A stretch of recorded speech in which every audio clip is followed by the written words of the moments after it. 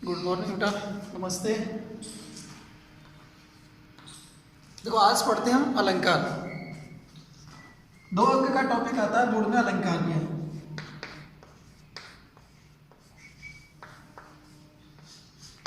2 अंक का आता है बोर्ड में।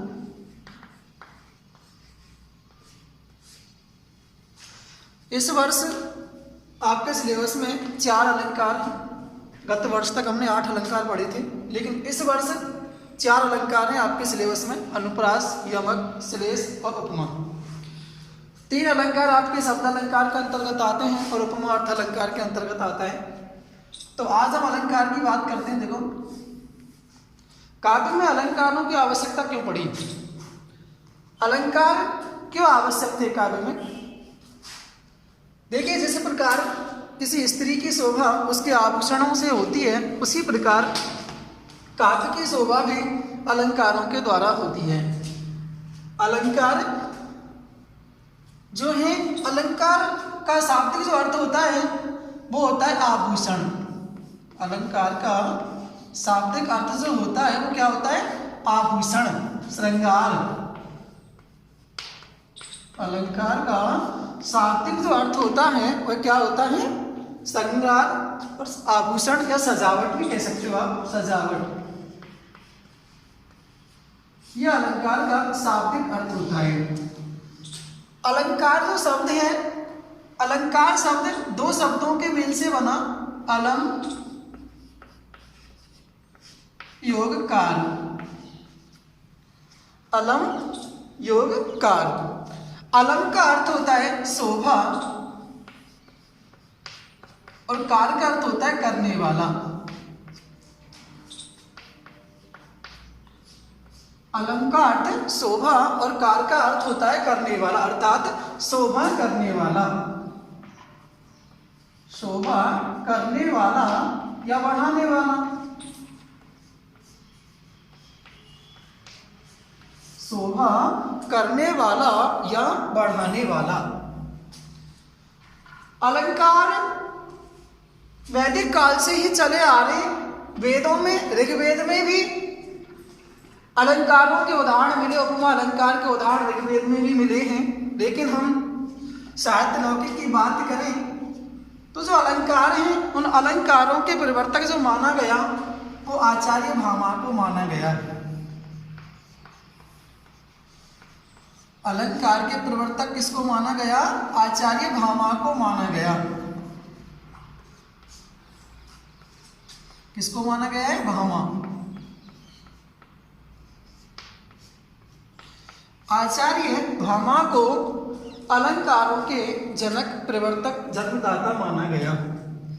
आचार्य भामा ने जो अलंकार की परिभाषा दी वो दी थी, ने कांतमपि निर्भूषम विभाति वनिता मुखम।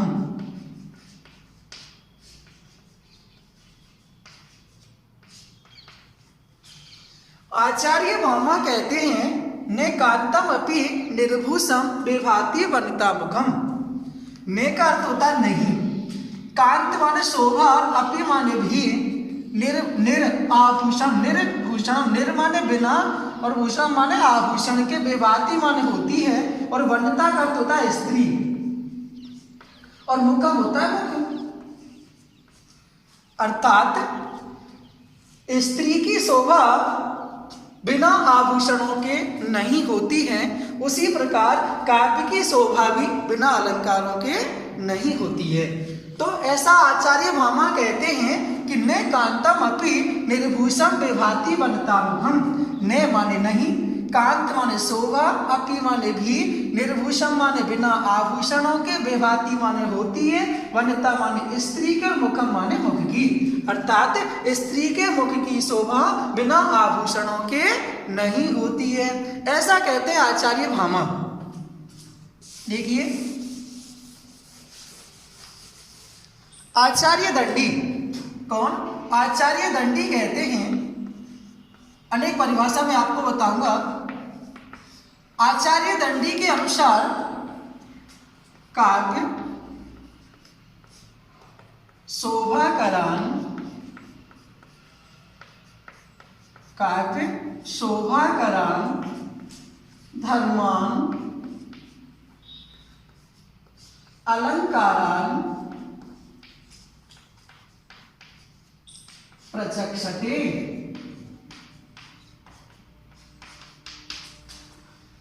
काव्य शोभाकरान धर्मान अलंकारान प्रचक्षते, अर्थात काव्य की शोभा करने वाले, धर्मान माने धर्मों को, अलंकारान माने अलंकार, प्रचक्षते माने कहते हैं।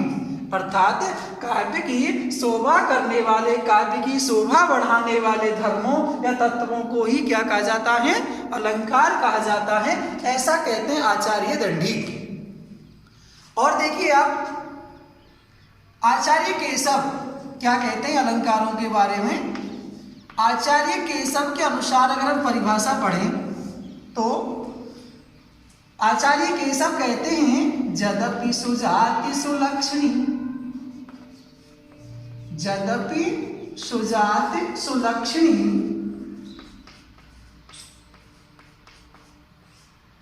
शोभिरनि सरस सुब्रत, शोभिरनि सरस सुब्रत, शोभिरनि सरस सुब्रत भूषण बिन न विराजहि, भूषण बिन न विराजहि कविता वनिता मित्र, कविता वनिता मित्र।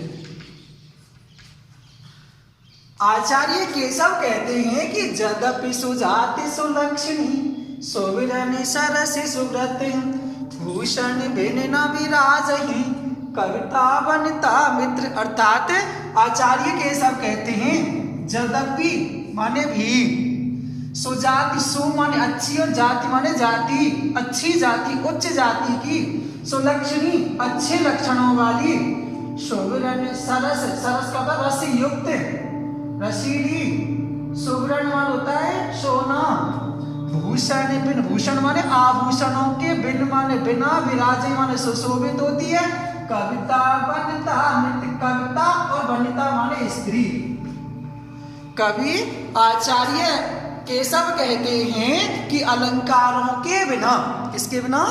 अलंकारों के बिना, जिस प्रकार से कविता, अलंकारों के बिना कविता, अर्थात ऐसे कह दो आप सीधे इसको कि अलंकारों के बिना कविता और आभूषणों के बिना, अलंकारों के बिना तो कविता और आभूषणों के बिना स्त्री, अलंकारों के बिना तो क्या? कविता और आभूषणों के बिना स्त्री जिस प्रकार से शोभा नहीं पाती है, भले ही वह किसकी? उत्तम जाति की, भले ही वह उत्तम जाति की हो, चाहे उत्तम जाति के अलावा चाहे वह अच्छे लक्षणों वाली हो, सुंदर वर्ण की, सरस युक्त और सुंदर होने के बावजूद भी वह सुशोभित नहीं होती है, ऐसा कहते हैं कौन? आचार्य केशव। अरस्तु देखो क्या कहते हैं। अरस्तु के अनुसार, अरस्तु भी अपनी परिभाषा रखते हैं, भाषा को लोक सामान्य के स्तर से, भाषा को लोक सामान्य, भाषा को लोक सामान्य के स्तर से ऊपर उठाने वाले धर्म, ऊपर उठाने वाले धर्म अलंकार कहलाते हैं।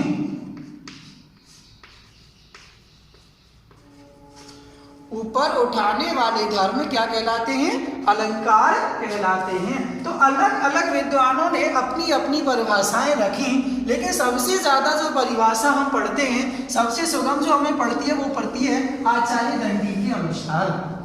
परिभाषाएं सभी सही हैं, लेकिन जो सबसे सरल और सुगम जो हमें पड़ती है वो कौन सी है? आचार्य दंडी के अनुसार काव्य शोभाकरान धर्मान अलंकारान प्रचक्षते, अर्थात काव्य की शोभा करने वाले, काव्य की शोभा बढ़ाने वाले धर्मों को ही क्या कहा जाता है? अलंकार कहा जाता है। तो देखिए ये परिभाषा मैंने आपको बताई, अलग अलग विद्वानों की अलग अलग परिभाषाएं नहीं, अलग अलग आचार्यों ने अपनी अलग अलग परिभाषाएं रखी हैं, लेकिन हमारे द्वारा जो पढ़ी जाएगी सबसे सरल और सुगम वो लिखी है आचार्य दंडी। आचार्य दंडी के अनुसार जो हमने परिभाषा पढ़ी है वो क्या है? काव्य शोभाकरान धर्मान अलंकारान प्रचक्षते, अर्थात काव्य की शोभा करने वाले धर्मों या तत्वों को ही क्या कहा जाता है? अलंकार कहा जाता है। अब देखो परिभाषा देखेंगे, इसकी परिभाषा डाल दें आप। अब हम इसकी परिभाषा देखेंगे। काव्य की शोभा बढ़ाने वाले, काव्य की शोभा बढ़ाने वाले, काव्य की शोभा बढ़ाने वाले धर्मों या तत्वों को, काव्य की शोभा बढ़ाने वाले धर्मों या तत्वों को अलंकार कहते हैं।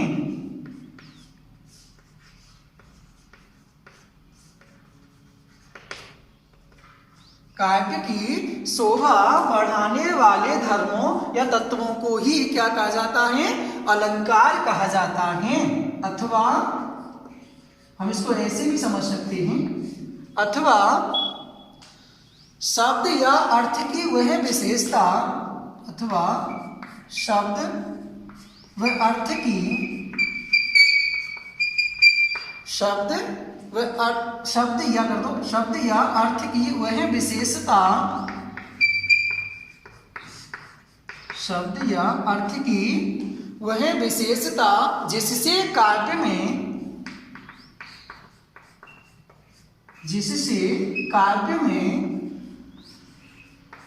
रमणीयता आती है। रमणीयता का क्या होता है? सुंदरता या चमत्कार। रमणीयता आती है, रमणीयता आती है, उसे अलंकार कहते हैं, उसे अलंकार कहते हैं। शब्द या अर्थ की वह विशेषता जिससे काव्य में रमणीयता आती है, काव्य में सौंदर्य उत्पन्न होता है, काव्य में चमत्कार उत्पन्न होता है, उसे क्या कहा जाता है? अलंकार कहते हैं। अब देखो अलंकारों के भेद, अलग अलग भेद अलंकारों के हुए, लेकिन अलंकारों का वर्गीकरण 3 भागों में किया गया है। कितने भागों में? 3 भागों में अलंकारों का वर्गीकरण हुआ, जिसमें देखो शब्द अलंकार, अर्थ अलंकार और उभय अलंकार। 3 भागों में वर्गीकरण पढ़ेंगे देखो हम अलंकारों का।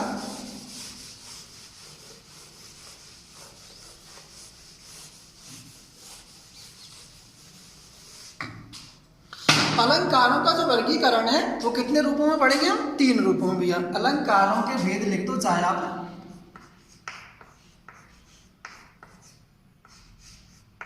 अलंकारों के भेद,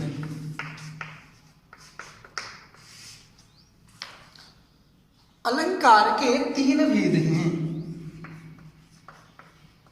अलंकार के 3 भेद हैं। देखो 3 भेद कौन कौन से हैं? नंबर 1 आता है देखो शब्द अलंकार, शब्द अलंकार। दूसरा आता है अर्थ अलंकार,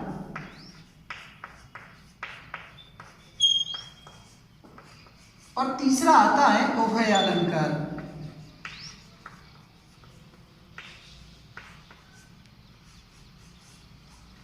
तीन भेद अलंकारों के हमारे द्वारा किए गए, शब्द अलंकार, अर्थ अलंकार और उभय अलंकार।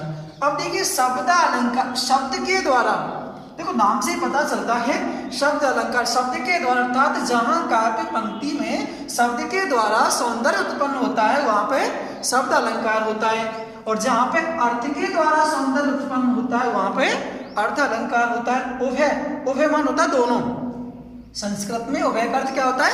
दोनों, अर्थात जहाँ शब्द के द्वारा और अर्थ के दोनों के द्वारा जहाँ चमत्कार उत्पन्न होता है वहां पे उभय अलंकार होता है। तो अलंकार के तीन भेद हुए, शब्द अलंकार, अर्थ अलंकार और उभय अलंकार। तो देखो जहाँ काव्य पंक्ति में शब्द के द्वारा सौंदर्य उत्पन्न हो रहा है वो शब्द अलंकार है, और जहाँ अर्थ के द्वारा उत्पन्न हो रहा है वो अर्थ अलंकार है, और जहाँ दोनों के द्वारा अर्थात शब्द के द्वारा और अर्थ के दोनों के द्वारा जहाँ सौंदर्य उत्पन्न होता है वहां पे उभय अलंकार होता है।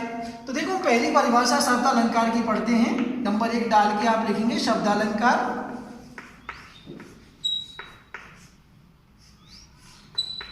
शब्द अलंकार की परिभाषा जो हमारे द्वारा पढ़ी जाएगी, काव्य पंक्ति में जहां काव्य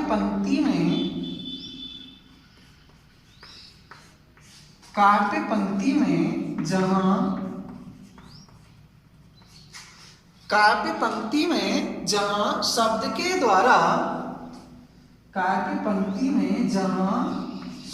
के द्वारा रमणीयता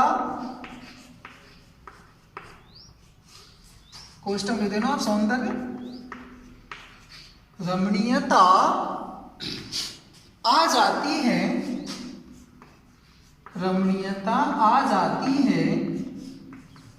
वहां शब्द अलंकार होता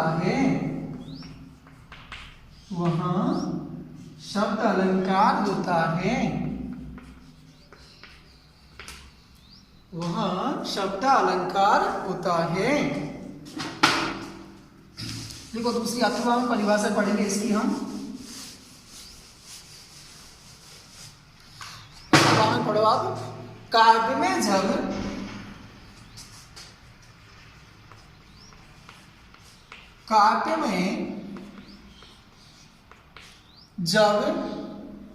वर्णों या शब्दों के द्वारा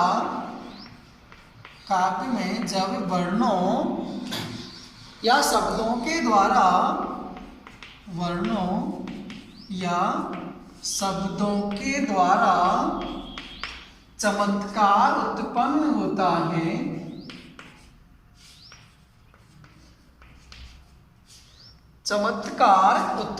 होता है,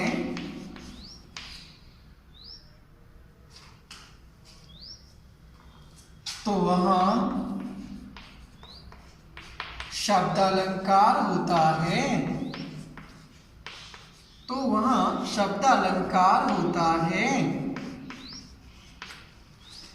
देखो वर्णों या शब्दों के द्वारा, किसके द्वारा?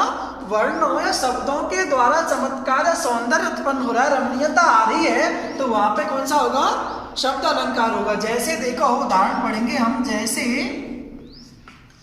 कनक कनकते सौगुनी, कनक कनकते सौगुनी, मादकता अधिकाय,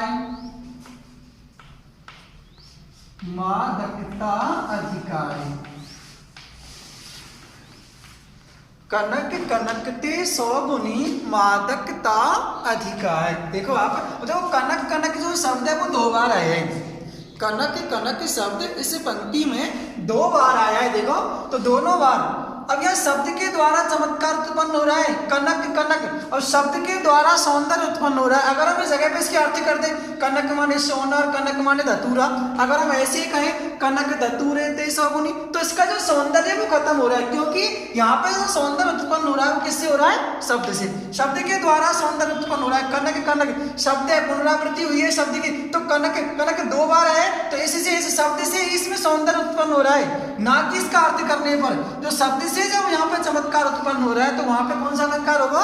शब्द अलंकार होगा। तो ये है शब्द अलंकार आपका। और शब्द अलंकार में आपके 3 पढ़ेंगे आप, अनुप्रास, यमक और श्लेष। कौन कौन से पढ़ेंगे? 3 पढ़ेंगे, अनुप्रास, यमक और श्लेष। 3 अलंकार आपके शब्द अलंकार के अंतर्गत आते हैं, अनुप्रास, यमक और श्लेष।